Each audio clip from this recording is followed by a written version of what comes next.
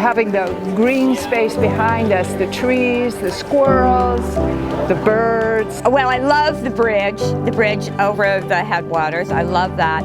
It's almost like an air conditioner when you get closer to the creek, and all the trees and then the animals and the birds that you'll see. It has houses on both sides of it, but because of the big trees, you don't know that you're not up in the Columbia River Gorge. So being able to have that close by nature space that we can just walk out in the backyard and see, it's important that it stays true to what it is and it's accessible. So we're excited to build it into a space that's usable for our family. So this is an exciting project for Portland Parks to be starting. We're out here at Wilkes Headwaters Park to create a hybrid park, a park that combines both a natural area as well as a developed park. And so here at Wilkes Headwaters we have 20 acres. The 4 acres here at the north end of the park will be the developed portion of the park. This is the old holly orchard. The remaining 16 acres of the park, which is the old homestead and old growth forest area, as well as the hazelnut grove, will be the natural area. So as part of this project, we want to focus on water quality and habitat protection and enhancements. We want to focus on environmental education opportunities, as well as active and passive recreation in both the developed park and the natural areas.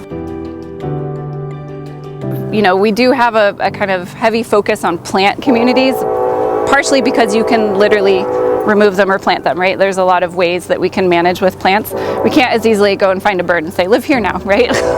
But you can influence it with what we're doing with the plants, and this park has like a unique kind of, it's a really unique park because it has so many different habitats within it. So it has that white oak savanna, it has the wildflower meadow, it has this really mature mixed conifer and maple forest, it has the dark ravine with the creek and all the shade, and it has all these different types of ecosystems. So the fact that there's a lot of diversity of bird species makes sense, and we hope that like whatever project happens here gets to preserve that diversity as well.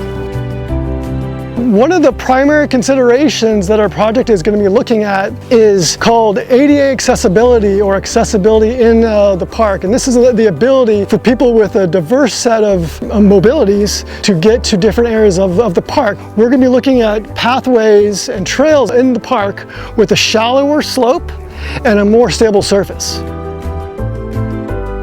I'm really excited that you could join us here today and see the creek with me. The creek is one of the last free-flowing streams that flows all the way to the Columbia Slough. Because the water is so clean and cold, it's really good for animals and plants. And there's a really special animal that lives here that's called the Stumptown Scud.